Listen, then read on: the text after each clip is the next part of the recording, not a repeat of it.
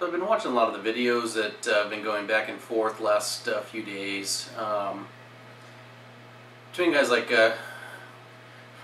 like Cory and Raw Dog, Pete, Mike over at ShallNotBeInfringed, and they bring up a lot of good points, from all sides. There's some agreement going on and some disagreement going on between everybody, and it has to do a lot with whether or not it's important to vote, whether or not it even matters, how controlled are we, how much of our freedom have we actually lost, is it even worth it? There's a lot of things going on. The Haas had a video out, I guess, where he was talking about these cameras going up and they just need to rip them down. And ChezKritta, he was saying the same thing, and it's like, yeah, I mean, they start putting up cameras like that around where I live, and they just might have to come down. I mean, I just know enough people around that would probably take them down. Disclaimer, I would never advocate such a thing. But, Cory was talking about voting and how if you go out and you vote, you're just doubling down on dumb. And, from a point, I understand what he's saying. I understand, especially when dealing with presidential elections, how it means nothing. Absolutely nothing. Whether it's Republican or Democrat in there, it means nothing. I was looking at a chart today where it talked about how under each of the presidents since Ronald Reagan, the increases in the national debt. And they broke it down based on percentage increase from the prior person. Well, it's easy to, you look at it, it's kind of skewed. Percentage is kind of a weird thing when you start looking at it. It's like, well, the other guy didn't increase much, and then you have to increase a lot because something goes wrong. But it doesn't matter who's in there.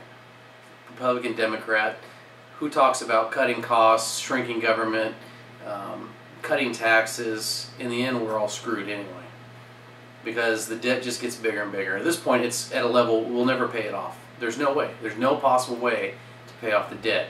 Not even some of the plans out there. There was the penny plan that was talked about. That talked about paying it down over a period of, I forget how many years. It was ridiculous. You can't pay off almost $16 trillion in debt. It's just impossible. The total taxes taken in every year from the American taxpayer is something like 1.5 trillion. It's corporations only add another 1.5 to $2 trillion on top of that. So if you took everything everyone and every corporation made for 5, 6, 7 years, you might begin to pay it down or pay it off. But then, how do we even function? It's not possible at all. The only way out of it, Raw Dog talks about hyperinflation being the only way out. Some people say, we need to vote in one guy or the other, write in Ron Paul. I hear people say, it's like, Ron Paul's been part of the establishment for 30-something years. I mean, he talks a great game. He sure does put a lot of earmarks into legislation as it goes through. I believe in Ron Paul in the things that he espouses, the values, what he talks about, because I'm a libertarian, registered libertarian. I used to drink the Kool-Aid. I used to be registered Republican. I just think that when it comes down to it, am I going to be numbered one of the D's or the R's? I don't want to be either. Cory's right when he says it's more important to focus on your local level. I've been saying that in a lot of my videos lately where I've talked about government. One of the last Thoughts for the Weekend, the PNN Weekly News, I talked about, focus on your local government. You got to start in your town, your city, or your county, depending on how big you are. Focus on the local elections. Focus on your county commissioners, or however they break up, govern your county. Every county is different, every state, but focus on your local. If you can start changing your local, your city, your county, then you can start working on your state. You get your state changed, then maybe you can start talking about secession or calling for, Article 5 convention. You know, I don't know what Texas is waiting for. What is Texas waiting for? If there's any state that can do it right now, it's Texas. They have the ability to, based on the laws they put into place when they became a state, from what I understand. I'm not from Texas, so maybe you can correct me. But other states like California, where I live, it's bloodbath if you want out. Though I'm not sure that's such a bad thing. But if you don't take over your local and your county, you'll never take over your state. If you don't take over your state, you'll never, ever change anything from a federal standpoint. You know, I think Haas was saying it, Cory was saying it, Pete was saying it, talking about how it's like when your house becomes so broken down and so infested with termites and varmint, you know, rodents and everything else, sometimes the best option is just to burn it down to the ground. And Cory had an important part where he said, you know, then you got to make sure when you rebuild it, you don't just build it on top of the same foundation. Though the foundation was set up, and it was to set up the most free country in the world at the time, you know, it may not fit in today's world. I kind of look at it as the biggest problem that we have in this country is it's too big. I think if you stay small, you can stay more nimble. You know, if we got to break this country up into 3, 4, 5 different countries, that may be the way to do it. You know, I'm not advocating anything. I'm not saying which one should be done. I'm just saying I think that when you hit a population, you know, 320 million people, you know, there is no way for one centralized federal government to rule over everybody in an equal, fair manner. It's just impossible. It's never going to happen.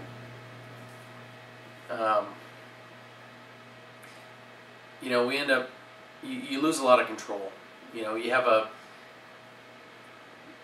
Pete was talking about in his videos, he was indicating that, you know, how the cops saw him pushing his car and came up and asked him if he stole the car, and then demanded identification, registration. And I understand, you know, there's that split-second decision you have to make. Do you try to fight it? Do you try to demand, you know, what authority? What was the probable cause? Do you try to, you know, stand up and say, you know, you have no probable cause, I do not consent to searches of my possessions. Like he said, within minutes there were 2 other cops there. This day and age, they don't care, because cops are immune from prosecution for most cases. You're probably just going to get a baton upside the head or a taser in your back. You know, it's probably not going to end well for you. You might be able to sue and claim, you know, harassment, false arrests, violation of civil liberties, but what has that gotten you? You've gotten your face smashed into the ground, boot upside your neck. Sometimes it's better just to submit, right? Because when their master comes calling and he says jump, you must say how high. Because we're so big, this country just, even if everybody who you know who believes that things are so far gone that the only way is revolution, you got them all together, like Cory was saying, it'd be 10,000 dead people. It seems like a lot, but it's such a small, puny little amount. If you had 50 million people, it still wouldn't be enough, because you'd have 250 million people that had no problem sucking off the government teat. And they would do whatever they had to in their power or their weakness to empower the government to do anything to put you down, so that you don't interrupt the cush life that they have, that you don't interrupt their broadcast of Dancing with the Stars, that you don't interrupt their ability to sit at home and collect unemployment or welfare or food stamps. And for heaven's sakes, don't interrupt the internet or their cell phone. By all means, interrupt their schooling, because I don't even know what we're doing in this country anymore. You have the, you know, the Department of Education that's supposed to be there to make sure that people get educated, and you got half of Florida students are illiterate. And it just doesn't get any better as you go across the country. It's pathetic what we call education in this country, because we've all turned it over to the government. Nobody takes responsibility for their kids on their own.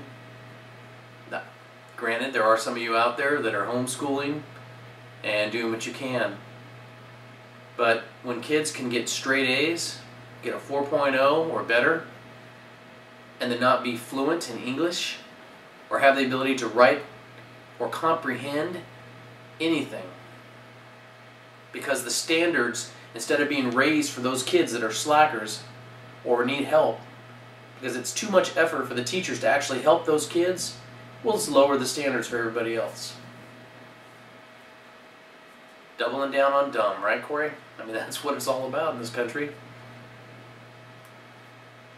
Heard that video of that teacher that they were debating. A teacher was asking a question of the day about Romney being a bully back in high school, and the kid brought up, well, what about President Obama? He admitted that he bullied a girl back in middle school, and the teacher went off and started talking about how you can't talk about the president or you'll go to jail, and how dare you talk about him and disrespect the president of the United States. Isn't that what this country was all about? Isn't that why we went to revolution, started a war in the first place? Because how dare we tell the king what we were and weren't going to do? How dare we disrespect the throne? What have we learned? Nothing.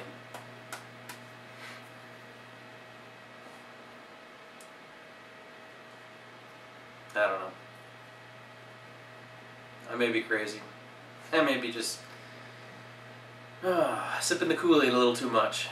And I didn't do a Thoughts for the Weekend last week because I was looking at all the stories and it was just the same old, and nothing was really changing.